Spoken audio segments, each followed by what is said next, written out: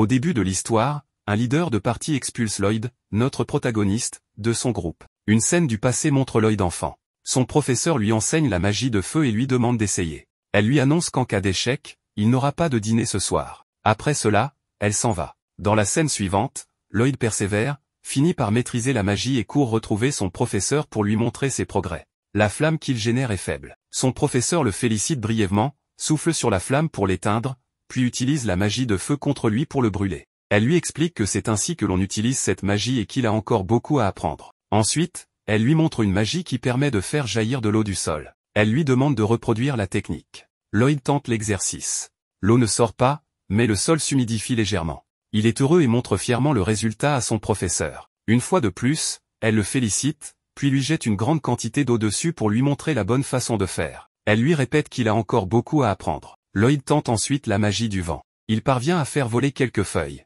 Son professeur souffle dessus et les disperse aussitôt. Puis Lloyd utilise la glace pour créer une statue à l'image de son professeur. Il lui demande son avis. Elle lui répond qu'elle aime beaucoup. Ensuite, elle prend le contrôle de la statue, la fait grandir et soulève Lloyd dans les airs. La glace fond, Lloyd tombe au sol. Malgré cela, il garde espoir et dit qu'il continuera à s'entraîner même s'il manque de force. Ces paroles réjouissent son professeur. Plus tard, son professeur est ivre. Son état s'aggrave. Lloyd utilise une magie de soin pour la guérir. Elle se sent mieux, se lève et le félicite pour sa maîtrise de la magie de soin. Elle le serre dans ses bras et le remercie. Lloyd lui demande s'il a été utile. Il attend une réponse.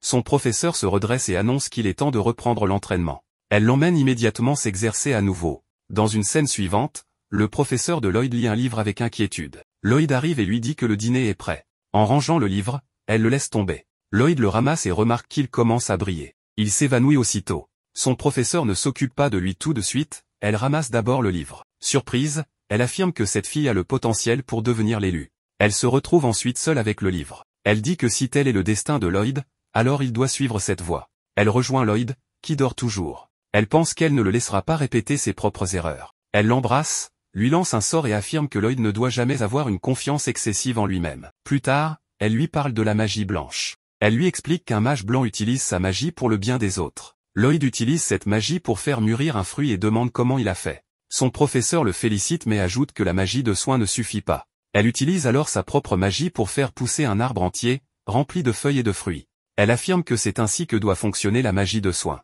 Ensuite, elle se vante et s'en va. Pendant ce temps, Lloyd dit que son maître est incroyable. Dans une autre scène, elle lui explique que certains peuples bestiaux utilisent une magie particulière pour contrôler les monstres. Lloyd découvre une magie ancienne dans un livre. Il montre le passage à son professeur. Elle lui interdit de l'étudier.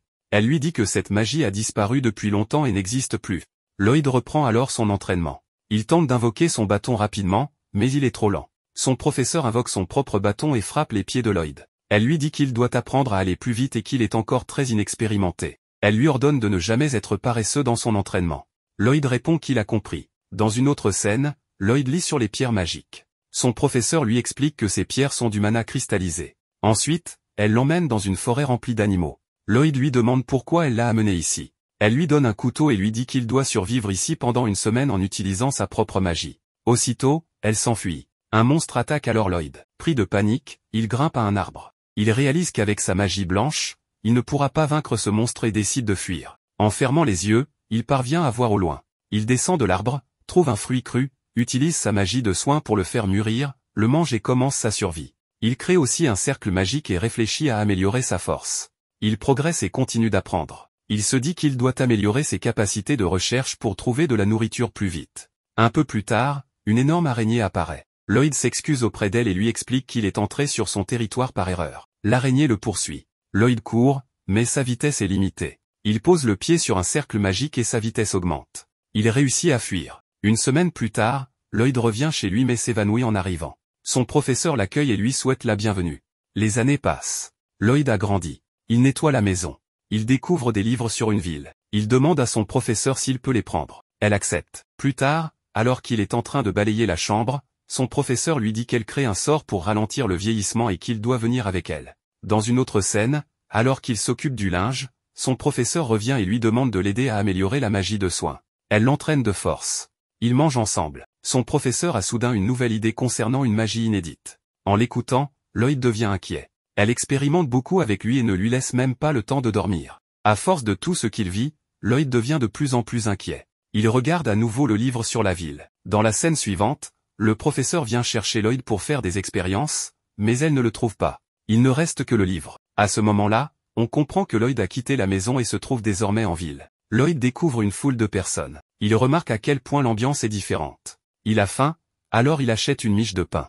Il constate qu'il n'a plus du tout d'argent. Soudain, un papier se colle à son visage. Il s'agit d'une annonce pour recruter des aventuriers. Quelqu'un observe Lloyd à distance, voit ce qui se passe, puis s'éloigne. Dans la scène suivante, Lloyd rejoint une équipe. Ils affrontent un monstre qui devient furieux et commence à tout détruire autour de lui.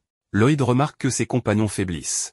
Il utilise alors sa magie pour renforcer tout le monde. Personne ne se rend compte qu'il en est la source. Le monstre frappe, mais une fille bloque l'attaque avec son bouclier. Elle remarque que le coup était très faible. Elle comprend qu'il se passe quelque chose d'étrange. Les autres membres de l'équipe en profitent pour immobiliser le monstre. Le chef de l'équipe lance une attaque et parvient à le tuer. Toutes les filles accourent pour féliciter le leader et déclarent qu'il est devenu un véritable héros. Pendant ce temps, Lloyd souffle un peu et dit qu'au moins, ils ont accompli la mission.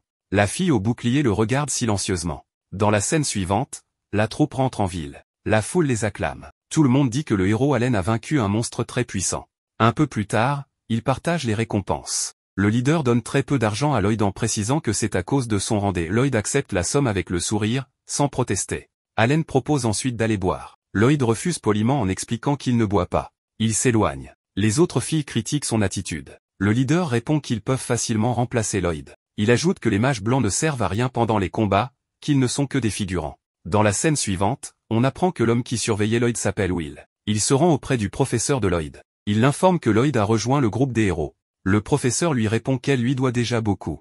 Elle estime que le moment est venu pour Lloyd de découvrir les vrais combats. Selon elle, tant qu'il ne devient pas arrogant, il ne court aucun danger. Will lui demande si elle regrette toujours cet événement. Elle confirme qu'elle ne veut plus jamais refaire la même erreur. Will raconte qu'à l'époque, le seigneur démon a tout sacrifié pour voler un grimoire. Il a combattu et vaincu tout le monde dans le but d'obtenir ce grimoire. Une magie ancienne est alors utilisée. Elle permet de ramener à la vie toutes les personnes tuées par le seigneur démon.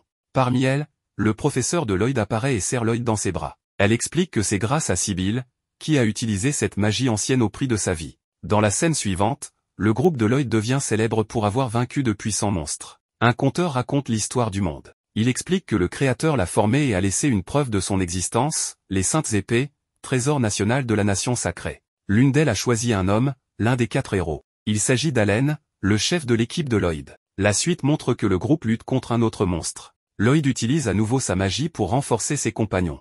Allen en profite pour tuer la bête. Un peu plus tard, la fille au bouclier discute avec Allen. Il la trouve très studieuse.